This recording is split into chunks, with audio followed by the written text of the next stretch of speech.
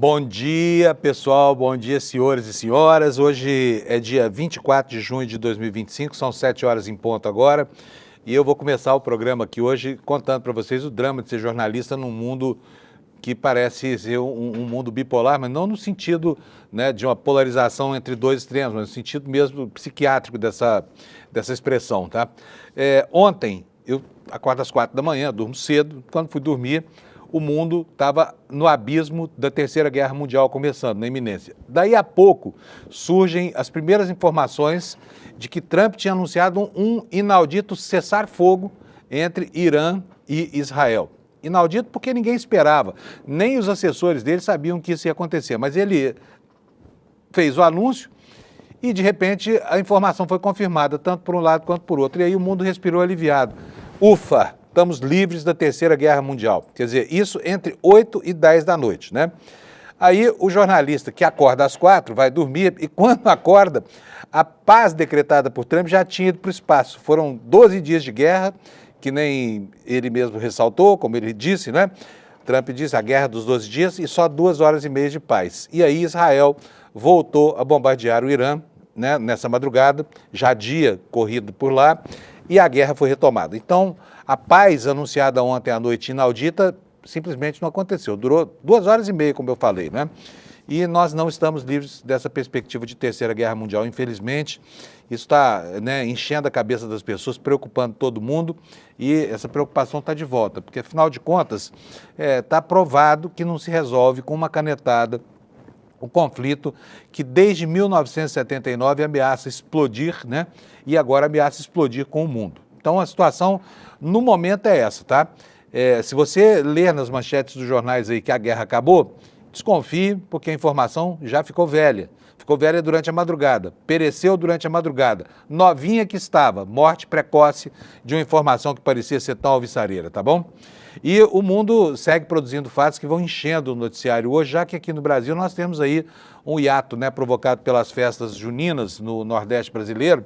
Os políticos estão numa trégua relativa, digamos que numa espécie de pax congressual aqui, porque suas excelências deploram o trabalho no mês de junho e afinal de contas, eles estão cansados porque o recesso está chegando aí num semestre absolutamente improdutivo para todo mundo, para o governo, para o Congresso, para todo mundo, né?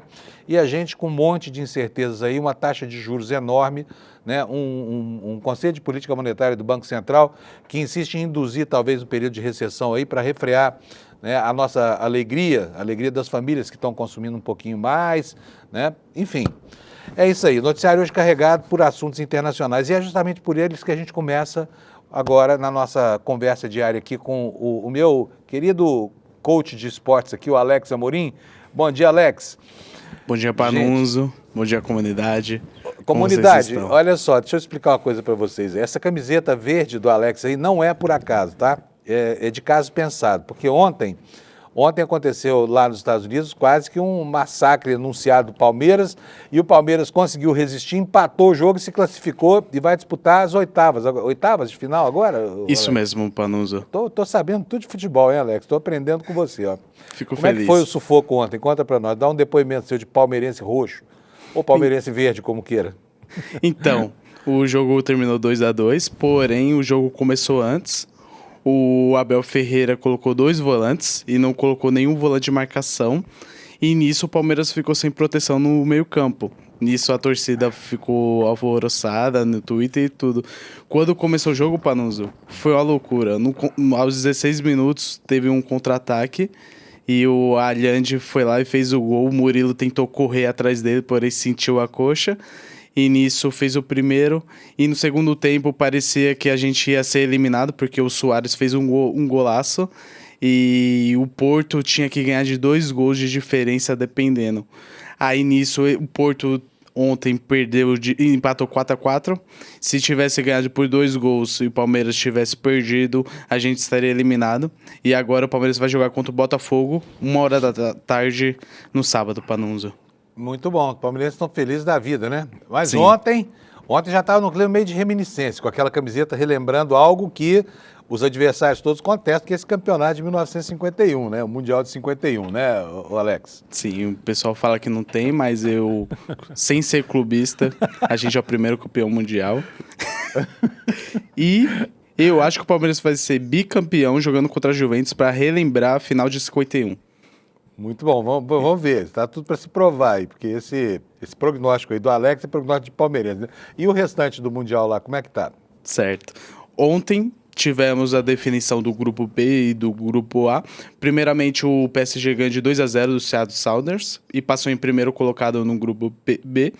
O Atlético de Madrid ganhou, porém não fez o saldo de gols necessários para se classificar e ganhou de 1-0. O Porto foi eliminado, foi o pior europeu, Panuso fez 2 pontos, empatou 4-4 com o Al-Ahly do Egito. E o Palmeiras empatou 2-2 com o Inter Miami e garantiu a primeira colocação. O Inter Miami em segundo e vai enfrentar o PSG domingo, 1h da tarde. Hoje, é verdade Panuso, que nós podemos ter um encontro de Botafogo com Palmeiras agora na próxima rodada? sim, sábado, 1h da tarde, está definido Palmeiras e Botafogo. Vai ser o primeiro confronto que abre essas oitavas da Copa do Mundo. Portanto, um sai e um fica, né? Isso. E agora é mata-mata, né? O bom é que tem um brasileiro garantido. E hoje, para nós, o dia vai ser menos atípico, porque tá meio definido esses grupos. O Boca Juniors tem que fazer uma goleada contra o Auckland City e torcer pro Benfica perder pro Bayern de Munique. E tem o Esperança contra o Chelsea e o Flamengo contra o Los Angeles FC, que é para definir nada, porque ele já está classificado em primeiro colocado também. Tá bom, beleza. Os times brasileiros estão indo bem nesse campeonato, né? Sim. Eu não sei como é que vão tão bem, né? Um país que tem uma seleção tão pífia quanto a nossa aqui, né? Sim. São Ancelotti, que venha ele aí, porque quem sabe se assim, quando nós perdemos o Ayrton Senna, perdemos o gosto pela Fórmula 1. Agora nós perdemos o futebol e ficamos sem o esporte aqui para louvar, já que não ligamos, né, para as conquistas femininas, o que é um horror, né, Alex? Isso é verdade. Beleza, maravilha. Olha, gente, tem muita notícia sobre esporte hoje, mas isso aqui não é o Jornal Desportivo e a gente só faz esse plazinho aqui de manhã aqui para você ter as informações para discutir com o seu colega lá no trabalho, né, lá na firma.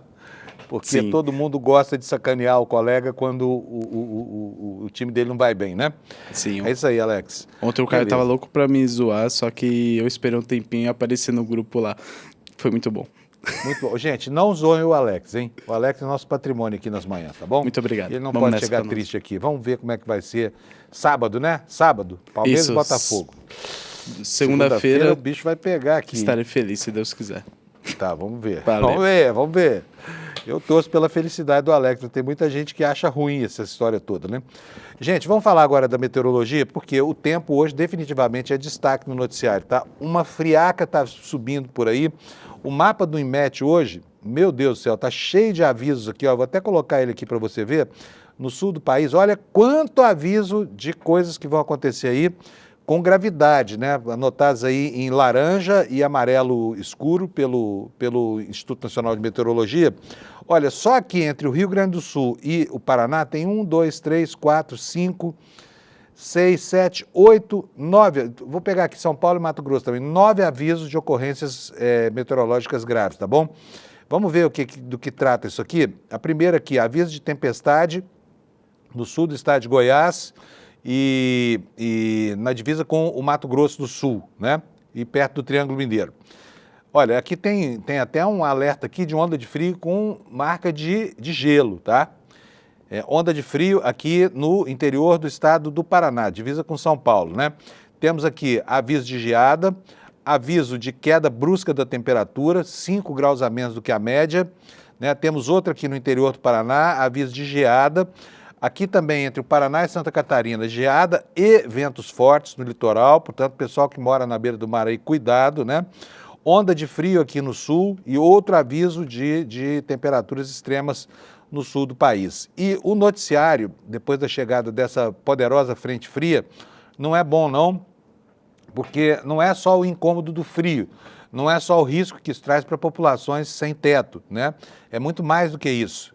Nós estamos vendo aqui, por exemplo, na Folha de São Paulo, olha que hoje, à tarde do dia de hoje, vai ter temperaturas quase que glaciais aqui em São Paulo. Só de ler esse noticiário aqui, eu já estou tremendo de frio aqui no estúdio do ICL. Mas a manchete é essa que você está vendo aí. São Paulo deve ter a tarde mais fria do ano nessa terça-feira. Temperatura pode chegar, olha, a 0 grau. 0 grau na quarta. É frio pra caramba, hein? A previsão do CGE, segundo a Folha, indica que os termômetros podem atingir essa marca mínima no extremo sul da capital, nas regiões mais altas e mais próximas à Serra do Mar, né? E o que nos diz essa reportagem da Folha de São Paulo? Diz que após a frente fria, que provocou chuva forte e ventania na segunda, a região metropolitana deve ter nesta terça a tarde mais fria do ano, quando a temperatura máxima deve ficar na casa dos 12 graus Celsius, por enquanto. Até agora, a tarde mais fria foi registrada pelo INMET no último dia 12, com uma mínima de 16 graus e meio na estação meteorológica do Mirante Santana, zona norte da capital, onde é feita a medição oficial da cidade. Para esta terça. E agora, eu estou estranhando essa informação aqui, porque nós tivemos aqui temperaturas de 10, 11 graus na semana passada, né, da madrugada. Pode ser que a matéria tenha sido mal redigida e dê conta de temperaturas durante o dia. Mas prossegue aqui a Folha de São Paulo. Para esta terça, a previsão de temperatura máxima é de 16 graus, deve ocorrer ainda de madrugada. Nas horas seguintes, a tendência é de aumento do frio, que vai atingir por volta de 7 horas 11 graus, 7 da manhã, agora, deve estar em 11 graus, mantendo-se nesse patamar até o meio-dia. À tarde, os termômetros devem superar 12 graus, caindo ainda mais à noite, até atingir a mínima de 5 graus Celsius no fim da madrugada desta quarta-feira. O órgão emitiu alerta laranja de perigo para a queda da temperatura em partes do centro-oeste, do sudeste e do sul do país nesta semana. Previsão de marcas de mais de 5 graus abaixo da média do mês.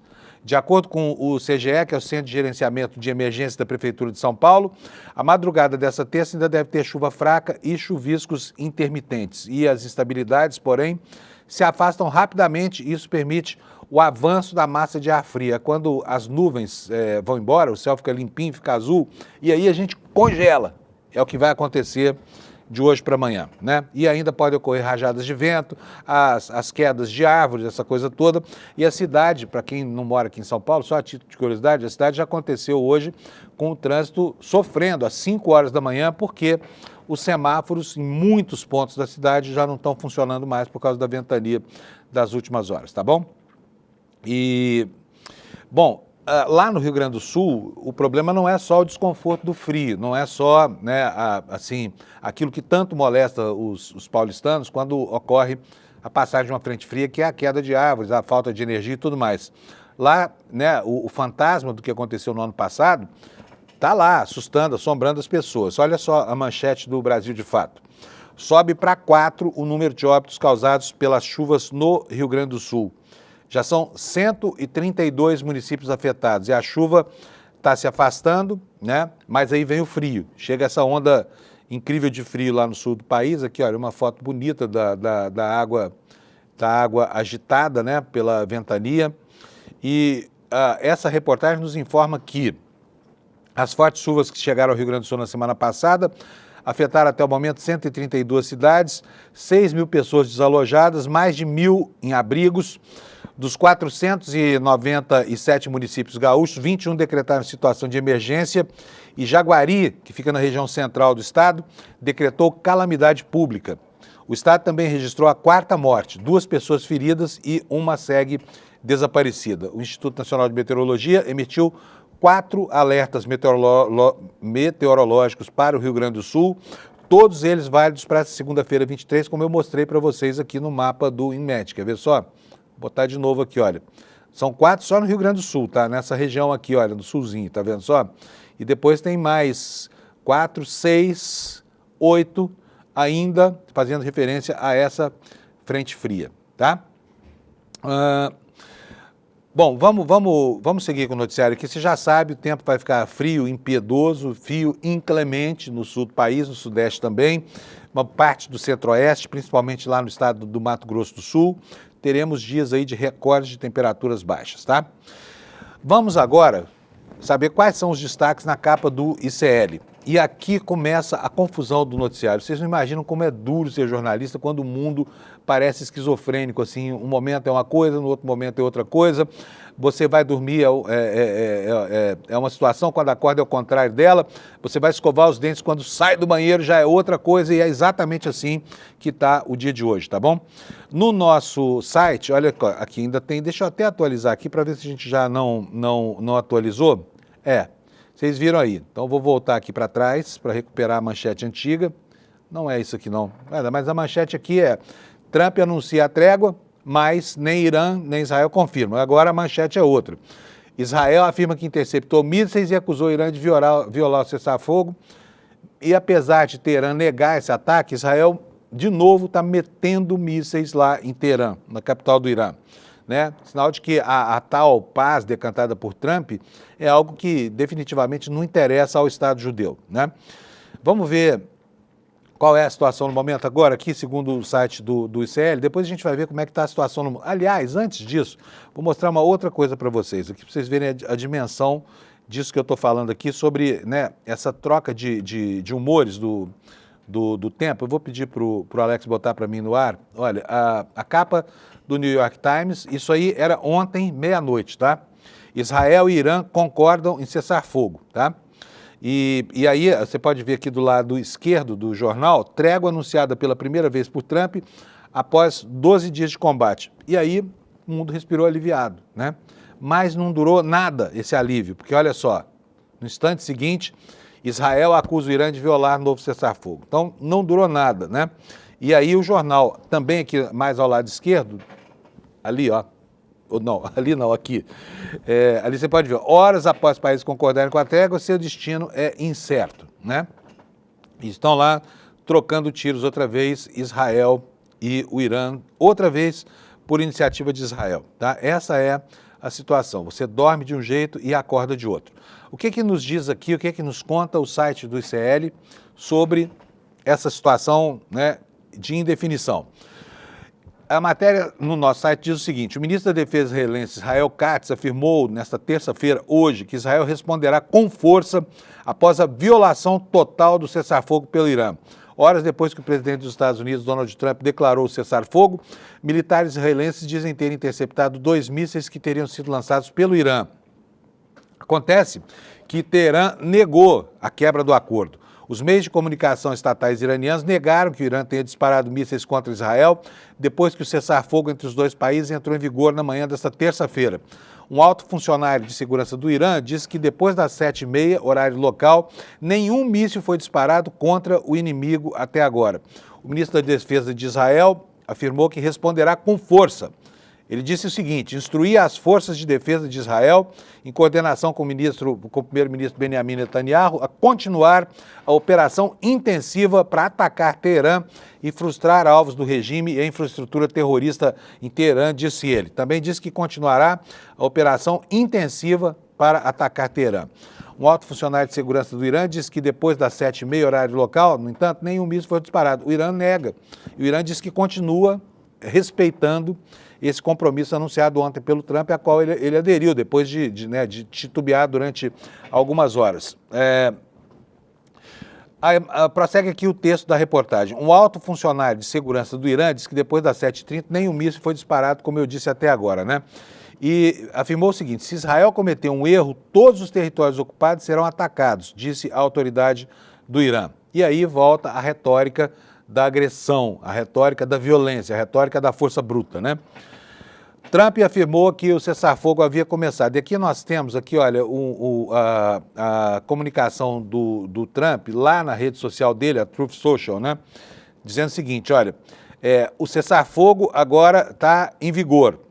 Por favor, não violem isso. Donald Trump, presidente dos Estados Unidos, fez questão de assinar por extenso. Donald Trump, presidente dos Estados Unidos. Ainda teve a humildade e a modéstia de não assinar Donald Trump, presidente do planeta Terra, né? Porque ele, cada vez mais empoderado e cada vez mais senhor de si, tendo o ego que tem, né? É uma concreta ameaça para o futuro da humanidade. O que diz aqui a continuação do texto da reportagem do ICL? Na segunda, ontem, Trump anunciou que o acordo foi firmado e que entraria em vigor em aproximadamente 6 horas depois do momento em que ele fez o anúncio. Quer dizer, iam trocar tiros durante mais 6 horas, daí a pouco iam cessar as hostilidades e virariam os BFFs do Oriente Médio, né, os Best Friends Forever. Novamente, pela sua rede social, Trump disse: esta é uma guerra que poderia ter durado anos e destruído todo o Oriente Médio, mas não destruiu e nunca destruirá. E ele se ufanando, né, se arrogando como o cavaleiro da paz, né? Só que não, a paz não durou nada. O armistício não durou mais, não chegou a 3 horas, né? E é curioso também a gente observar como é que as versões, né, que motivaram esse cessar-fogo são vendidos para a opinião pública. Aqui eu vou colocar para vocês aqui uma matéria do Globo que é curiosa. Olha só, como é que a imprensa lá no Irã anunciou esse acordo de cessar-fogo? Diz que o acordo foi imposto ao inimigo, né? Tá aí, olha. A mídia social estatal iraniana anunciou nesta terça-feira que um cessar-fogo foi imposto ao inimigo após a resposta militar do país à agressão dos Estados Unidos, horas após os ataques retaliatórios do Irã contra uma base dos Estados Unidos no Catar. Essas informações sobre essa versão são da CNN. As operações bem-sucedidas de mísseis Sepah do Corpo da Guarda Revolucionária Islâmica em resposta à agressão dos Estados Unidos, a firmeza e unidade exemplares do nosso querido povo na defesa da nossa terra impuseram um cessar-fogo ao inimigo. Aqui, olha, com todo respeito por uma situação grave que é de guerra, mas isso aqui é mais ou menos como o cara dizer o seguinte: nossa, eu dei uma carada na mão do inimigo, pá, né? Machuquei os dedos dele com o meu maxilar, com a minha mandíbula. Enfim, segue aqui a informação, dando conta de que o presidente dos Estados Unidos, Donald Trump, solicitou cessar-fogo de maneira implorante, segundo a versão iraniana. Logo após os ataques do Irã contra a base americana de El Udeid, no Catar, disse o âncora da CNN. Ontem à noite, apenas uma hora após o ataque bem-sucedido com mísseis do Sepah, a base de Al Udeid, dos Estados Unidos, do Catar, em uma maneira de implorar, Trump solicitou o início de cessar-fogo na guerra inimiga sionista imposta contra o nosso país, né, num discurso cheio de adjetivos do âncora da televisão estatal do Irã, que, aliás, foi bombardeado na semana passada por Israel, né? Então, aí você vê o confronto de versões, né? É uma guerra que, como todas as guerras, sacrifica, em primeiro lugar, a verdade, né? Porque tem que prevalecer sempre a visão tonitruante, a visão de força, mesmo quando a derrota parece ser certa, né? E olha só, aqui nós temos também no site do ICL uma informação aqui sobre esse ataque de ontem. E eu quero ressaltar que foram, sim, lançados 13 mísseis ou 14 mísseis e há imagens correndo na internet que mostram com muita clareza 13 deles sendo destruídos por mísseis, né, por mísseis que são da artilharia antiaérea do Catar, principalmente, né? E apenas um desses mísseis teria caído em um local próximo a essa base militar. Ocorre que o Irã teve a bondade, né, teve a iniciativa, teve a empreitada de avisar aos Estados Unidos que iria fazer o seu ataque. E os Estados Unidos puderam se defender, então, com toda a galhardia, a ponto de o presidente dos Estados Unidos afirmar depois, logo depois que o ataque terminou, que nenhum americano tinha sido atingido, sequer ferido nesse ataque de 13 mísseis. E aí, olha, a gente vê uma foto aqui, um print de tela dos vídeos que circularam ontem à noite pela internet, mostrando o momento dessa batalha aérea sobre os céus do Catar, né? Tá aí, essas explosões mais fortes que você vê, tem 4 aí, são explosões dos mísseis lançados pelo Irã, interceptados pela artilharia antiaérea do Catar, tá? Enfim, não durou nada, foi um ataque simulado, todo mundo querendo parar com esse conflito aí, mas atribuindo ao outro a iniciativa de permanecer na guerra, que parece ser um fato que agrada muito, né? E aqui o momento a que eu me referia antes, está aqui na capa do ICL, até às 6 horas da manhã, essa era a manchete. Não só no nosso site, mas em tudo quanto é lugar do mundo.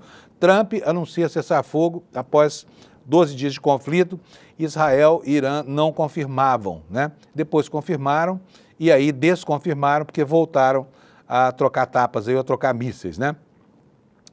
Continuando aqui com os destaques do ICL, temos aqui uma informação, depois a gente volta a falar sobre a guerra do Irã.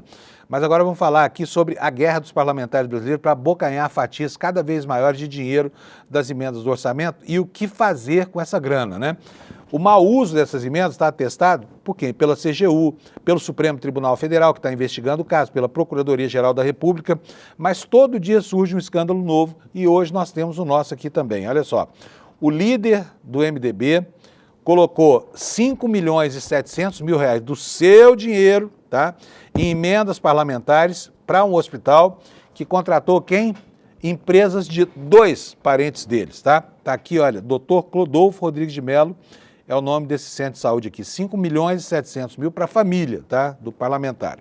A matéria é da Folha Press, escrita pelo Lucas Marquezine.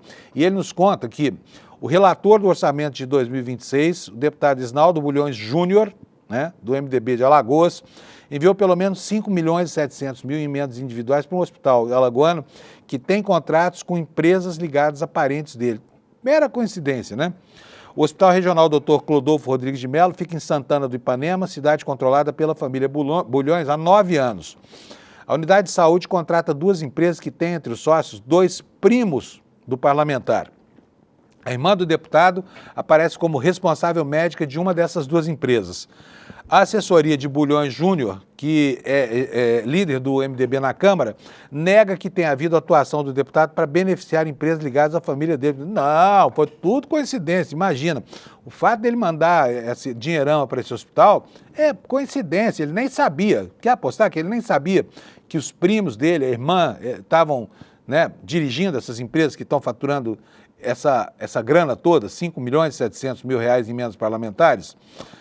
A assessoria, então, do Bulhões negou que ele tenha atuado para beneficiar essas empresas. O que ela fala, a assessoria do deputado? A reportagem parte do pressuposto de que o deputado favoreceu, por meio de emendas parlamentares, empresas que têm 2 primos entre os sócios. No entanto, não há demonstração de como o parlamentar teria agido para beneficiar essas empresas contratadas por meio de licitação, afirmou a equipe do deputado. Só seria possível afirmar que o deputado favoreceu seus parentes se houvesse a comprovação de que o processo licitatório foi direcionado por sua solicitação. Aqui, a assessoria de imprensa do deputado está indicando o caminho que deve ser percorrido pelas instâncias de correição, né? Ou seja, é só ver como é que foi essa licitação, tá? Porque o fato de ter havido uma licitação num país que frauda licitações no varejo e no atacado como o Brasil não quer dizer absolutamente nada. Então, houve licitação? Investigue-se a licitação, tá? Está aqui a pista deixada pela própria assessoria do deputado, né? Então, relembrando aqui, o que eles disseram? Só seria possível afirmar que ele favoreceu os parentes se houvesse comprovação de que o processo licitatório foi direcionado por sua solicitação. Acrescentou a assessoria do parlamentar, avaliando se tratar, no mínimo, de uma reportagem incompleta. E aí nós estamos falando, gente, olha, nós estamos falando de emendas que saem, né, que são apresentadas, são pedidas por um parlamentar, são incorporadas ao orçamento da União, depois são liberadas pelo governo, né, e estão lá alimentando o caixa dessas empresas da família dos Bulhões, lá em Alagoas. E nada disso importa. Importa mesmo só é que houve um processo licitatório, ponto final. Segue aqui a reportagem. O hospital que recebeu recursos das emendas de Bulhões Júnior contratou em 2017 a empresa Alves e Monteiro, que tem entre sócios Maria Irene Alves Monteiro, prima em 1º grau do deputado federal. A Alves e Monteiro recebeu 4,5 milhões anuais pelo serviço de pediatria e ginecologia do hospital. Maria Irene não respondeu aos questionamentos da Folha de São Paulo. A irmã do deputado, que se chama Cristiane Bulhões, aparece como responsável médica da empresa do contrato assinado em 2017 entre a Alves e Monteiro e o hospital. E na época, a Cristiane era vice-prefeita do município. Ela não também respondeu ao contato da reportagem. A segunda empresa se chama Serve Shop. Aliás, desculpa, Serve Hospice, de hospital, Serve Hosp. Tem entre seus 12 sócios Benício Bulhões, tá? Também primo de Isnaldo Bulhões. Nesse caso, foram 3,5 milhões por ano para serviço de coloproctologia. O hospital teve um total de 89,9 milhões em despesas no ano passado. Benício Bulhões afirma que virou sócio da Serve Hosp para poder prestar serviços da coloproctologia no hospital. Ele diz o seguinte: não sei dizer se meu relacionamento com o deputado influenciou ou não. Claro que não, claro que não. Um primo... foi só o que eu falo, foi coincidência, né? Na hora que eu fui trabalhar em Santana, A cidade e a região ganharam especialidade que não existia e não existe mais hoje, afirmou. Em fevereiro deste ano, o médico parou de atender no hospital. Os valores pagos às duas empresas estão nos relatórios de transparência da InSaúde, que é a organização social que administra esse hospital. Nos seus regulamentos para contratação de serviços e compra de bens, não há necessidade de licitação. O deputado federal tem outras ligações com o hospital. A diretora de Relações Institucionais do estabelecimento se chama Fabiana Guimarães. Sabe quem ela é? Ela é esposa de um tal Renato Guimarães, que é funcionário de onde? Do gabinete de Isnaldo. Então, tudo coincidência. O deputado foi pego numa trama do destino, né? Em que toda a família dele está lá recebendo milhões e milhões de reais por ano para serviços prestados por um hospital na cidade dele, e ele não sabia de nada disso. A família dele, o fato de ter familiares dele lá é pura coincidência, né? É duro ser deputado federal e ficar sujeito às aleivosias desses jornalistazinhos aí que ficam escarafunchando negócios que não interessam a ninguém, senão aos familiares dos parlamentares que botam essa dinheirama toda no bolso. Aqui com o noticiário, a guerra interna na ABIN está deflagrada, parece Irã e Israel, a ABIN atualmente, porque há denúncias de abusos de todos contra todos ali, né? E agora nós temos um caso novo que eclodiu, que é uma ex-corregedora denunciando ter sido alvo de assédio dentro da ABIN. A situação lá parece ser absolutamente deletéria. E aí fica aqui a pergunta, e aí, presidente, não vai demitir esse diretor-geral da Polícia Federal? Vai esperar o que mais para tomar essa decisão? Que está todo mundo aguardando no Brasil. Vamos seguir para essa matéria. Olha, o que diz essa ex-corregedora da ABIN, né? A ex-corregedora que colaborou com as investigações sobre a ABIN paralela e, por isso, sofreu retaliações da atual cúpula da agência, tá? Vamos ler aqui para vocês a reportagem do Kleber Lourenço, aqui do nosso site, do ICL Notícias, que nos conta que uma representação formal enviada à Controladoria Geral da União e à Polícia Federal por Lidiane Souza dos Santos, que até setembro de 2024 ocupava o cargo de corregedora da Agência Brasileira de Inteligência, a famigerada ABIN, revela que há um quadro sistêmico ou sistemático de assédio institucional, perseguição funcional e até misoginia no âmbito da alta gestão dessa agência. Os documentos a que o ICL teve acesso mostram que a Lidiane foi alvo de ataques internos e tentativa de deslegitimação após colaborar com as investigações da Polícia Federal e do Supremo sobre a existência de uma estrutura paralela de inteligência que operava dentro da ABIN durante o governo Bolsonaro, utilizando-se daquela ferramenta de espionagem chamada First Mile, o programa que rastreava telefones de autoridades, né? E aqui, olha, esse documento que você vê aqui na sua tela é parte dessa denúncia a qual o Kleber Lourenço teve acesso. O que a Lidiane conta aqui para nós? Eu, Lidiane dos Santos, oficial de inteligência do quadro pessoal da ABIN, matrícula tal, venho com o intuito de trazer a lume posturas inaceitáveis no âmbito das relações humanas e profissionais, bem como encorajar a política de tolerância zero com abusos e com a prática de assédio e discriminação na ABIN, tratar de condutas perpetradas pelos servidores Luiz Fernando Correia, diretor-geral, Alessandro Moretti e Marco Aurélio Chaves Cepic, ex e atual diretor adjunto, respectivamente. Os fatos que serão relatados ocorreram em março de 2023, dizem respeito ao tratamento dispensado pela cúpula da ABIN para com a signatária, que ocupou a função de titular da corregedoria entre 31 de agosto de 22 e 31 de agosto de 24. As ações visavam isolar e asfixiar o trabalho da unidade correcional, especialmente no seu papel de cooperar com as apurações em curso no Supremo Tribunal Federal acerca do uso da ferramenta First Mile, bem como humilhar e desacreditar essa subscritora publicamente e minar a sua estabilidade psíquica e física. Tal cenário se acirrou em face do avanço das investigações, gerando descontentamento nos referidos servidores, especialmente pela repercussão midiática de possíveis atos de obstrução à apuração por parte da atual gestão, fazendo com que fosse cessada a interlocução da direção-geral com a corregedoria. Então nós estamos vendo aqui a guerra interna, né? E essa deve ser a milionésima denúncia que acontece acerca do clima de coação que existe dentro da ABIN, né? E o incrível nesse caso aqui, é a inércia do governo, que está vendo o circo pegar fogo e não faz nada, né? Não pega a mangueira de incêndio, não faz nada.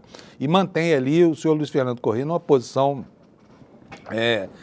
incômoda, né? Para um país assim, depois de tantas denúncias e ainda hoje nada acontece com esse sujeito. Vamos continuar aqui na denúncia, só mais um trechinho, para a gente entender direito o que essa servidora falava. Ela diz o seguinte: as ações visavam isolar e asfixiar o trabalho da unidade correcional, especialmente no seu papel de cooperar com as apurações em curso no Supremo acerca do uso da First Mile. Entre os alvos da representação, Luiz Fernando Correia, né, como eu já falei, o Alessandro Moretti e o José Fernando Chuí, todos mencionados por ações que, segundo essa funcionária, ex-corregedora Lidiane, tinham o objetivo de desmoralizar a corregedoria e comprometer a sua credibilidade funcional. Correia e Chuí foram posteriormente indiciados pela Polícia Federal. Então, está aqui o fogo, o tiroteio lá dentro da ABIN, né? Vamos voltar aqui agora, gente, um pouquinho para a situação lá no exterior. Não vou falar sobre a violação do acordo por enquanto, não, porque tem algo que está obscurecido, tem duas questões que esse conflito entre Irã e Israel acaba obscurecendo, né? Essas duas questões são, primeiro, a situação interna nos Estados Unidos, a perseguição draconiana contra os imigrantes e os estrangeiros em geral, e, por outro lado, a situação em Gaza, que continua sendo massacrada por Israel e acabou invisibilizada pela guerra contra o Irã, que é muito mais violenta, né? Então, nós vamos ver agora alguns vídeos que correram na internet ontem, porque as ações do ICE contra estrangeiros nos Estados Unidos estão recrudescendo. E vocês se lembram que logo no comecinho do governo Trump, a justificativa para essa perseguição aos estrangeiros, principalmente aos indocumentados, ela ocorria por quê? Porque Trump alegava que bandidos de outros países formavam gangues que atuavam nos Estados Unidos e tinham que ser contidos, né, para que o país tivesse a paz social restaurada.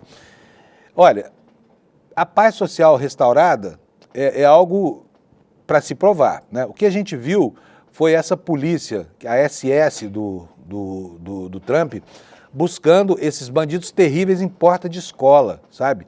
Dentro de hospitais, na calçada de agências da própria imigração, onde os estrangeiros que lá residem iam para tentar resolver a sua situação. Muitos deles já praticamente com os documentos, né, concedidos, apenas iam buscar e ainda assim eram capturados. Eu vou mostrar para vocês algumas cenas que foram vistas ontem nos Estados Unidos, e você vai ver que coisa horrorosa que está o clima de perseguição lá. Em tudo, isso lembra a Alemanha a partir de 1933, tá? E aqui eu não quero forçar a mão para fazer uma comparação entre o fascismo de Trump e o nazismo de Hitler, mas que as cenas são muito parecidas e a quantidade de humilhação nelas contidas também é tão parecida que a gente não tem como não se sensibilizar. Roda para nós o VT, por favor, Alex. They're taking a mom. Isso lá em Worcester, Massachusetts, né? Olha, esses são os bandidos, né? Uma família detida. E aí esses trogloditas do Trump, o que eles fazem? Olha só, eles detiveram a mãe, né? A mãe foi detida antes. E aí no dia seguinte eles voltaram para buscar o pai. E as crianças ficam ao léu, ficam para ninguém. Olha, e depois voltaram para buscar a avó, né? E os vizinhos cercaram a família, né? Incluindo uma criança de 16 anos e um bebê. Tá aí, olha, as cenas de impiedade. Então a gente vê aí, olha, a população que reside lá nos Estados Unidos tenta resistir, né, a esses ataques dos agentes do ICE lá, mas eles pouco se importam com a condenação popular, né? Olha, isso aí em Nova York, tá? Um turista chileno foi preso por erro, né? E uma filha de 12 anos foi deixada na rua. Olha só, a mãe tenta falar para os policiais, ela não pode ficar sozinha, Tá? E olha aí, e os agentes pegam a criança. Isso era uma turista, tá? Não é uma imigrante clandestina nem nada. Então, assim, quem puder evitar esse país hoje, para não incorrer nesse tipo de situação, deve fazê-lo. Porque os Estados Unidos são um país hostil hoje a qualquer estrangeiro, inclusive aqueles que vão lá atrás de atividades turísticas. Essas cenas foram cenas registradas no céu do Catar na noite de ontem, né? Aí vocês podem ver, olha, esses pontos de luz no céu são mísseis disparados pelo Irã, interceptados pela artilharia antiaérea no Catar ainda. Olha, essas explosões aí refletem os mísseis, tá? Então, são dois registros, né, de duas situações que acontecem do outro lado do mundo e que chocam o planeta todo por causa da violência e do ódio que elas ensejam, né? E o Jamil Chad, ontem, trabalhou muito o Jamil essa madrugada lá, e vai ter um dia de cão hoje, porque, olha, isso aqui eram 5h43 da manhã aqui no Brasil, ele está atrás de nós 3 horas lá, né? Então eram 2h43 da manhã, estava aqui o Jamil postando lá no UOL, dizendo o seguinte, olha, falando sobre esse novo ataque ordenado por Israel, que acusou o Irã de violar o cessar-fogo sem nenhuma prova, tá? Teherã negou que tivesse acontecido isso. Como é que é a versão que nos dá aqui o Jamil Chad? Ele diz o seguinte: o cessar-fogo anunciado por Trump é marcado por incertezas, por acusações mútuas. O governo de Israel confirmou que aceitou o plano sugerido pela Casa Branca, enquanto o Irã também indicou que estava comprometido com esse acordo. Mas em menos de 3 horas depois da entrada em vigor, o gabinete de Benjamin Netanyahu acusou o Irã de ter violado o pacto e já de manhã, nesta terça-feira, ele ordenou uma resposta firme a esses mísseis supostamente lançados por Teherã. O regime iraniano negou que tenha desrespeitado o entendimento, reafirmou, confirmando o cessar-fogo e disse não confiar na palavra do inimigo. Fontes diplomáticas confirmaram ao UOL que nesta manhã o status de cessar-fogo é uma grande incógnita. Portanto, assim, pode não ter passado de mais uma basófia trumpiana, né? Toda essa expectativa construída ontem a partir desse anúncio inusitado desse cessar-fogo que ninguém esperava. Nem mesmo os próprios funcionários, os altos executivos da Casa Branca, os secretários de Estado, não sabiam, né? De repente o Trump apareceu com essa novidade do bolso do colete, mas como se viu, parece que não funcionou muito bem. E aí o Jamil nos conta o seguinte, olha, que nessa segunda-feira, para surpresa da comunidade internacional, o Trump afirmou que tanto Israel como o Irã tinham feito o acordo e que ele iria entrar em vigor 6 horas depois daquela declaração. Portanto, eles tinham 6 horas para trocar tapas aí publicamente, mas esse prazo sequer chegou a ser esgotado, tá? À meia-noite, horário de Washington, essa declaração foi feita e o silêncio perdurou por horas, só foi quebrado depois, né, pelo estrondo provocado pelos mísseis israelenses que voltaram a fustigar o território do Irã. O Jamil nos conta aqui que no horário estabelecido, o governo israelense confirmou que tinha concordado com o cessar-fogo 12 dias depois do início do conflito militar. E até fez um comunicado, aqui entre aspas, olha, Israel agradece ao presidente Trump e aos Estados Unidos por seu apoio na defesa e sua participação na eliminação da ameaça nuclear iraniana, disse o governo, que é outra afirmação que está por ser provada sobre a desmobilização desses supostos arsenais, né? E prossegue, em vista de realização dos objetivos da operação e em total coordenação com o presidente Trump, Israel concordou com a proposta do presidente para um cessar-fogo bilateral. Esse acordo, porém, foi atingido depois de Israel ter alcançado todos os objetivos da operação, removendo a dupla ameaça existencial imediata de si mesmo, tanto no campo nuclear quanto no de mísseis balísticos, afirmou esse comunicado. Então está aqui o que o Jamil Chad nos conta sobre essa situação que permanece incerta lá no Oriente Médio, né? E enquanto isso, né, os atores ao redor do conflito começam a definir as suas posições, né? Enquanto não se tem ainda uma confirmação cabal, definitiva e comprovada do fim das hostilidades, nós temos, né, a Rússia, por exemplo, se posicionando. A Rússia que está enfrentando uma guerra difícil na Ucrânia, que provavelmente não quer mais envolvimento bélico com questões que não afetam diretamente o seu território, ela já disse que pode sim dar ajuda militar ao Irã, né, em meio a isso que o Brasil de fato chama de dramática escalada de conflito com os Estados Unidos e Israel. A reportagem dá conta de uma reunião entre o chanceler do Irã e o Putin, né, que aparece aqui nessa fotografia, e qualifica as agressões de Israel como agressões, as agressões ao Irã como agressões não provocadas.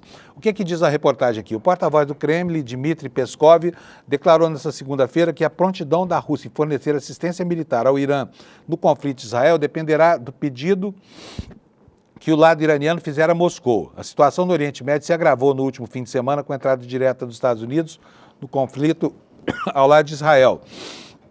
Aqui, aspas para ele, tudo depende de que lado, do que o lado iraniano e os nossos amigos iranianos discutirem. Hoje, o Ministério das Relações Exteriores do Irã realizará contatos nos quais, após a dramática escalada, será possível trocar opiniões e o lado iraniano poderá nos informar sobre a sua visão da situação, disse Peskov, citado por uma agência russa. O porta-voz do Kremlin não respondeu à pergunta sobre a possibilidade de a Rússia fornecer ao Irã sistemas de defesa aérea, como, por exemplo, sistemas S-300 ou S-400, que são muito avançados. O ministro das Relações Exteriores iraniano, Abbas Araghchi, chegou a Moscou ontem, se reuniu com o presidente russo Vladimir Putin para discutir a escalada do conflito no Oriente Médio. Portanto, é uma atuação de apoio, né, mas não envolvimento direto, porque o mundo inteiro, os analistas políticos e militares do mundo, dizem que para a Rússia não interessa se meter diretamente nessa encrenca do Oriente Médio, porque ela mal está dando conta de resolver as suas escaramuças com o vizinho Ucrânia, né, que eles consideram seu território. Vamos voltar agora a falar sobre os problemas aqui no Brasil. Aqui nós tivemos ontem uma reação de um personagem que ficou conhecido, sobejamente conhecido, como um notório ladrão de dinheiro público, né, que foi o ex-governador Sérgio Cabral, lá do Rio de Janeiro, louco para voltar ao cenário político brasileiro, né?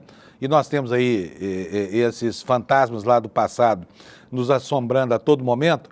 Mas olha, agora, o que o Cabral fez? Ele aproveitou a condenação do Marcelo Bretas pelo CNJ, né, para tentar anular todos os atos do Bretas contra ele. É o que nos diz aqui o UOL, nessa manchete que o Alex vai mostrar para a gente. Está aqui, olha, a defesa de Cabral pede anulação dos atos de Bretas após condenação do CNJ. E o corpo da reportagem nos informa o seguinte: a defesa do ex-governador fluminense Sérgio Cabral pediu ao Supremo a anulação de todos os atos do ex-juiz federal Marcelo Bretas, depois que ele foi condenado pelo CNJ. Bretas manipulou ilegalmente a própria competência para ser o responsável pelas operações da Lava Jato no Rio, segundo a defesa. Desta forma, é possível observar que no tocante à Operação Calicut, Marcelo Bretas, em conluio com um advogado que se chama Nitalmar Dias Ferreira e com o procurador da República, Leonardo Freitas, manipulou ilegalmente a sua competência e buscou a todo custo a confissão de Fernando Cavendish para garantir a conexão entre as duas operações citadas. Com isso, defesa pede anulação de todos os atos processuais praticados por Bretas. O pedido inclui a homologação de acordos de colaboração e medidas cautelares pessoais, patrimoniais e probatórias. No dia 3 de junho, Bretas foi punido com aposentadoria compulsória pelo CNJ. Aliás, né, toda vez que a gente lê uma notícia assim, vem de novo a lembrança de que o judiciário brasileiro, né, inventou um sistema para presentear aqueles que se comportam mal, aquele que se corrompeu, que vendeu sentenças, que manipulou, como fizeram esses caras da Lava Jato, uma situação jurídica em proveito de uma causa ideológica. O que essa gente faz? É punido com uma aposentadoria cujo salário pode chegar a quase 44 mil reais, tá? Pode chegar a 44. Essa é a punição. O sujeito é um vagabundo, vendedor de sentença, é uma pessoa que atuou política ou ideologicamente, forjando atos processuais, e toda a punição dele, sabe, recai sobre o fato de que ele nunca mais na vida vai precisar trabalhar, não vai precisar se preocupar com o condomínio, com o aluguel, com a conta de luz, com nada disso, porque o CNJ e a legislação brasileira são extremamente benevolentes para com criminosos que usam a toga, né? Que dá a eles o castigo supremo da vagabundagem eterna. Por quê? Porque eles nunca mais vão precisar trabalhar, vão receber, inclusive os penduricários lá que o pessoal da Ativa recebe, eles vão receber também para sempre e sempre e sempre, né? Uma vergonha essa história toda, tá? E aí, eu vou antecipar para vocês. A gente está vendo que no arrasto da desqualificação das malfeitorias lá de Moro e seus asseclas, né, pessoas que realmente roubaram o país continuam e continuarão impunes por muito tempo aqui e possivelmente vão até voltar aos locais da política que eles ocupavam antes que esse escândalo todo explodisse. Eu vou chamar aqui o Alex agora, porque eu queria saber se nós temos alguma atualização. Alex, aparece aí, por favor. Preciso te perguntar uma coisa. Cadê você, Alex? Voltei, Alex, Panuso. sempre apostos aí. Você está acompanhando a história daquela brasileira que caiu no vulcão lá na Indonésia, Alex? Peraí, deixa ele mudar de fone. Agora sim.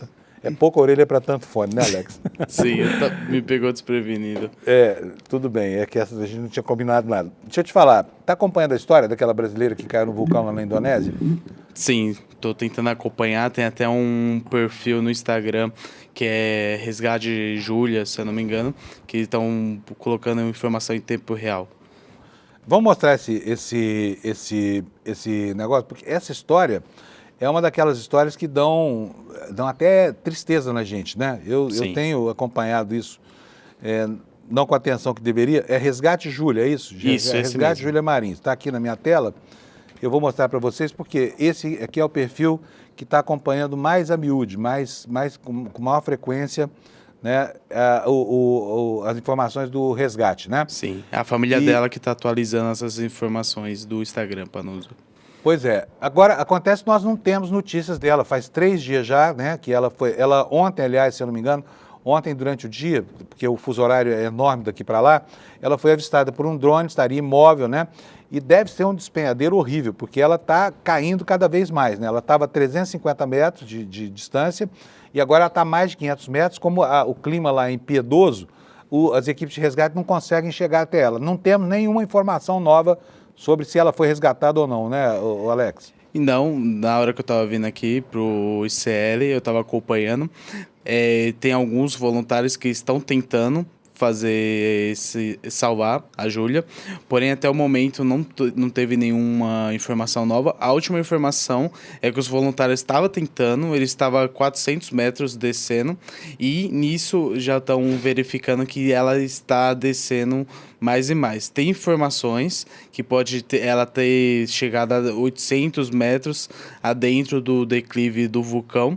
E a última informação foi que começou a chover, o helicóptero que o governo tentou colocar não conseguiu acessar por conta da neblina. E é isso. Agora teve uma informação, para nos em tempo real, que a trilha foi fechada, finalmente, foi fechada para tentar que esse salvamento seja feito o mais rápido possível, sem ter nenhum turista nem nada do tipo circulando nas redondezas ali do vulcão Panuso. Aliás, esse vulcão deve ser um lugar muito perigoso, viu? Você que é aventureiro e tudo mais, se você quiser ir a um lugar bastante insensato, é exatamente essa trilha que essa moça está fazendo lá. E a gente está aqui na torcida por ela, mas infelizmente, né, já são 3 dias, ela está sem água, está sem alimentos lá. Ela foi avistada da última vez por um drone imóvel, né? E a dificuldade é extrema. Inclusive com acusações da família de que o governo da Indonésia forjou um falso resgate, uma falsa aproximação anteontem, né? Para fazer uma pantomima só, né? Para dizer que não estava fazendo nada. Então, ela continua lá e a gente continua aqui na torcida para que ela seja resgatada. E olha, eu vou falar uma coisa, viu? Finalmente fechar essa trilha, porque lá, pelos relatos que a gente viu nos últimos dias, é um local de muitos e muitos acidentes, né? Sim. Olha, está aqui uma outra informação, né, justamente sobre esse histórico de acidentes lá nessa trilha, né? A montanha é uma montanha até bastante bonita, né? São 3.700 e tantos metros de altitude, né? Uma altitude em que o ar já fica bem rarefeito e dificílimo de caminhar numa situação, especialmente em subidas muito íngremes, cheias de pedras que rolam o tempo todo. Olha só, Rinjani é o segundo maior vulcão da Indonésia, que tem 3.726 metros de altitude, não altura, né? Está ativo esse vulcão, ou seja, há risco de erupção, embora a última tenha ocorrido em 2016, entre agosto e setembro de 2016. Muitos turistas já morreram no local. Em maio, um turista malaio de 57 anos morreu lá nesse vulcão Rinjani, depois de uma queda enquanto escalava. Em 2022, um português também morreu após despencar de um penhasco lá do cume, segundo a BBC. E em 2012, um grupo de 7 estudantes morreu durante uma escalada. Quer dizer, é um lugar perigosíssimo, né? O lugar que essa moça, Juliana, escolheu para fazer o seu passeio. Então, infelizmente, nós não temos, mas a qualquer momento pode acontecer a notícia do resgate. Até porque lá na Indonésia agora já é praticamente noite, não é, Alex? Sim, a gente vai verificar aqui. E o clima impiedoso lá nessa cratera de vulcão, né, impedindo, já faz muito tempo, faz muitos dias, o resgate dessa moça, né? Sim. Lá, lembrando, já tá ficando noite, lá é 5h55 da tarde para uso. Então as buscas têm que ser logo para não ter aquela desculpa novamente de ficar à noite e encerrar por conta da neblina ou conta do tipo. Muito bom. Estamos na torcida aqui, mas infelizmente, né, a luz do dia, que é fundamental para o prosseguimento desse trabalho de resgate, está acabando já por lá, se é que já não acabou, né? Gente, olha só, temos uma notícia ruim sobre o meio ambiente aqui no Brasil também, uma notícia que está no site da Folha de São Paulo, no Carrossel, dando conta de que a nossa área queimada no Brasil no ano passado superou em 62% a nossa média histórica. Foi um ano dificílimo, né? E aqui há um mapa fazendo a comparação entre a média histórica, que é esse quadradinho vermelho aqui mais à direita, menorzinho, e o que foi o Brasil no ano passado. 30 milhões de hectares foram queimados, principalmente no Cerrado brasileiro, né? Contra 18 milhões de hectares na véspera, né? E aqui está a incidência desse fogaréu todo sobre os biomas brasileiros. Olha só, na Mata Atlântica, o crescimento de queimadas superou 261% a média histórica, na Amazônia em 117% e no Cerrado brasileiro 10% a mais de devastação no Cerrado. Ou seja, não está sendo suficientemente bem sucedida a política do governo de combate a esse tipo de ataque contra os vários biomas brasileiros, né? E lá nos Estados Unidos, nós temos essa informação aí. Enquanto a gente aqui ainda tenta salvar um pouco do patrimônio ambiental que sobrou intacto no Brasil, que vai se perdendo aí lentamente, lá nos Estados Unidos, o Trump simplesmente acabou com a proteção a 50 milhões de acres, 58 milhões, 60 milhões de acres das florestas nacionais nos Estados Unidos, que já são tão raras, né? Informação que está no Times, no New York Times, tá? A secretária de Agricultura, Brooke Rollins, disse que a regra da era Clinton, que proibia a construção de estradas e a exploração de madeira, estava desatualizada e era absurda. Então agora podem pegar esses parques nacionais aqui que sobraram e baixar a madeira que tem aqui, construir rodovias, enfim, e continuar o processo de devastação, né? O que nos diz aqui a Lisa Friedman, do New York Times. O governo Trump disse segunda-feira que abriria 58 milhões de acres de áreas remotas em florestas nacionais para construção e desenvolvimento de estradas, removendo proteções que estavam em vigor há um quarto de século. A secretária de Agricultura, Brooke Rollins, anunciou planos para revogar a regra sem estradas de 2001, que preservava a natureza selvagem de quase um terço das florestas nacionais dos Estados Unidos. Ela afirmou que a regulamentação estava desatualizada. Mais uma vez, o presidente Trump está removendo obstáculos absurdos à gestão sensata dos nossos recursos naturais ao revogar uma regra estritamente restritiva de estradas sem estradas, disse a secretária Rollins em um comunicado, afirmando que a revogação inaugura uma nova era de consistência e sustentabilidade para as florestas do país. Não se sabe que sustentabilidade é essa, né? Está falando sobre sustentabilidade econômica para quem explora essas florestas, né? Grupos de ambientalistas, encerra aqui a postagem do New York Times, disseram que o plano poderia destruir algumas das paisagens intocadas dos Estados Unidos e prometeram contestá-los na justiça, tá? E, bom, estamos já no encerramento do programa, eu tenho pouquíssimo tempo e eu preciso reiterar aqui um convite que já fiz para vocês, de que vocês, nesta segunda-feira, neste domingo agora, não percam essa aula magna que o Eduardo Moreira está preparando para a gente aí, né? Investir é para todos. Isso aqui é para todo mundo que tem um dinheirinho guardado aí, que está perdido agora, não sabe se põe na poupança, se compra CDI, se compra CDB, se faz renda fixa, renda variável. O Eduardo, que é um craque, vai destrinchar para a gente o que você precisa para não se meter em confusão com a sua poupança de vida inteira, tá?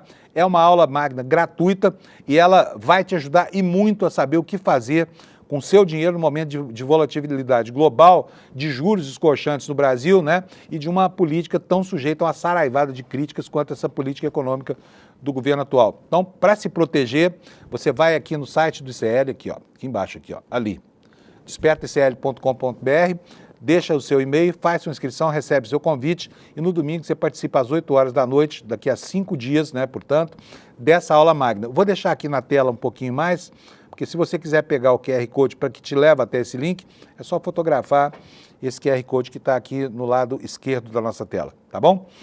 E assim, 8 da manhã, quero desejar para você um ótimo dia, uma ótima terça-feira. Amanhã nós estamos aqui às 7 da manhã para conferir o que foi que aconteceu neste surpreendente planeta Terra de tantas idas e voltas, de tantas voltas e idas, tá bom? Bom dia para você, tudo de bom, bom trabalho, saúde e até amanhã às 7 horas. Tchau. Você já viu, né? Falar de investimentos parece que é sempre algo muito complicado, mas é de propósito, porque se você entender, você começa a questionar essas aplicações e principalmente comece a escolher você mesmo o que é melhor para o seu dinheiro. É por isso que o Eduardo Moreira, que veio do mercado financeiro, conhece tudo dessa área, vai dar uma aula online gratuita para ensinar para você. Investir é para todos. Vai ser no domingo, dia 29 de junho, a partir das 8 da noite. Ele vai ensinar como é que esse mercado funciona. Esse é o tipo de conhecimento que te liberta de riscos.